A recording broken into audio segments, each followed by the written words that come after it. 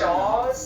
20粒藥裏面咧有4至5粒薄血藥，因為我有凝血嘅問題，啲血凝固咗，唔識自己行。我特別係左腦嗰度，係啦，咁所以醫生話好危險。咁後尾咧我就減藥啦，咁但係薄血藥咧都係最近先至再減多2粒，係啊，咁係咯，真係好好咯，我啲凝血嘅問題係好嚴重咯。咁我而家改善咗好多，由20粒藥減到4粒藥，同埋我記性好咗好多，同埋我精神狀態可以維持到正常返工放工，正常可以見到大家同大家分享。我之前係好似老人家咁，食完又瞓，瞓完又食，冇精神，又唔可以做任何嘅嘢咯，係真係咁。